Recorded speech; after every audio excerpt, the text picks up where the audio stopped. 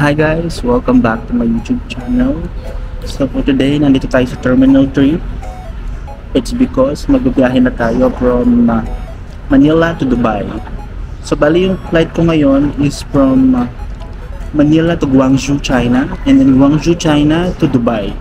So meron akong almost 5 hours layover sa Guangzhou. And then makakarating ako ng UAE Dubai ng around 7:20 PM today din.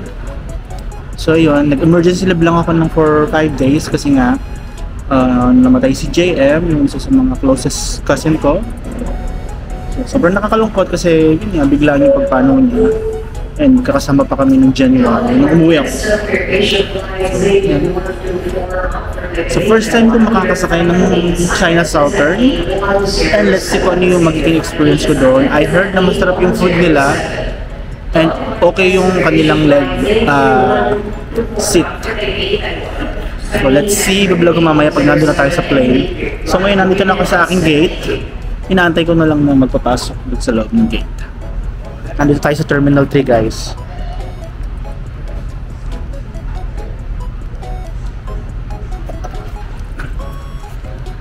So nandito tayo ngayon guys sa may gate. And ito yung view natin. Meron doong Cebu Pop na plane. Ayan, may Cebu Pop doon.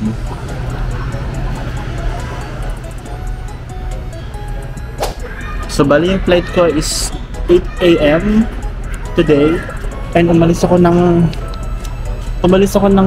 province ko ng Laguna ng 2 AM. Ang aga ko nagising actually. Actually 1 hour lang yung tinulog ko kasi natulog ako ng 12 minutes din ako natulog, and then nag-alarm ako ng 1 PM kasi kailangan ko makaalis ng 2 PM to avoid traffic. Sa traffic na rin ngayon sa province namin. And nakapag-travel ako ng 2 hours from Santa Cruz, Laguna to airport, Terminal 3. So guys, ito yung boarding pass natin from Manila to Guangzhou, Guangzhou to Dubai.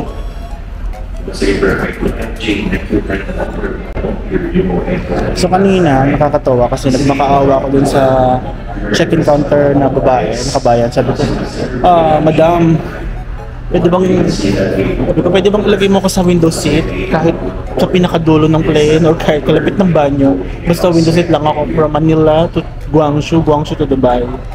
And luckily, pinayagan niya tayo kasi nga aga ko kanina guys, siguro pang ako sa counter, pangatlo ako na customer nila na nasa counter. Sa oras kami nakatayo kanina. So luckily pinayagan niya ako kasi in-approach ko naman siya ng maayos. Ayun. So guys, ito na, boarding na tayo. Tapos na ang ating pag-aantay. And let's go inside the plane. See you, Guangzhou!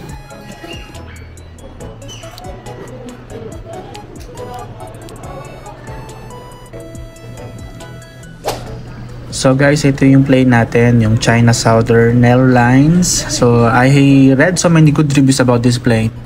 So first time kong makakasakay sa China Southern guys.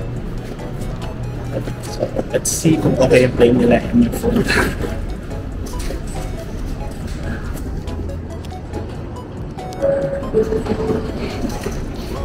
Thank you for getting China Southern leisure 78 hours or 8 passengers.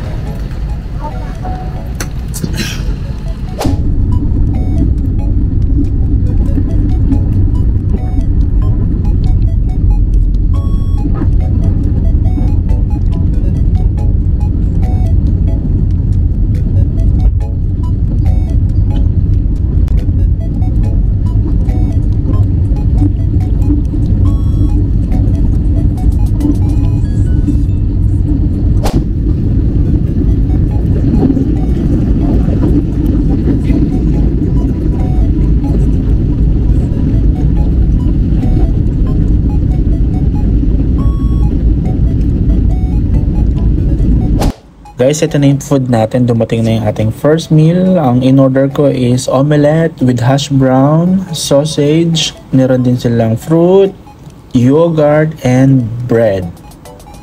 So, meron ding spinach and tomato tong ating first meal.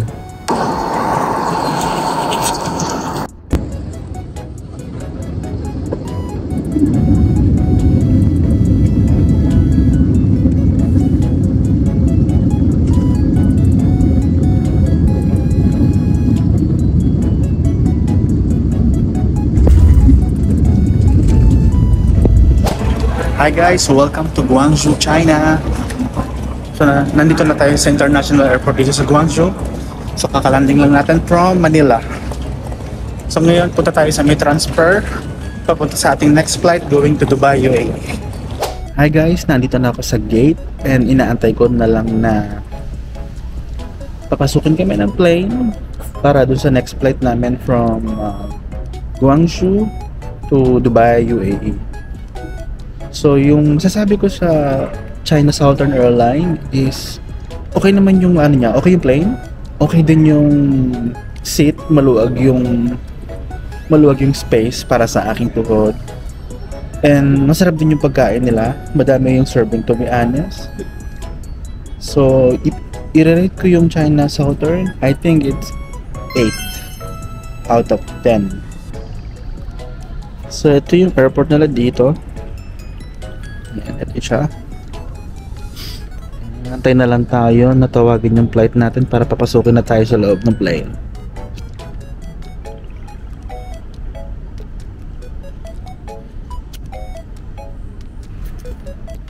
So yun lamang guys, and update ko kayo kapag nasa Dubai na ako later. I think yung flight time namin is 7 hours. And ang dating ko sa Dubai is 7:20 PM. See you in Dubai!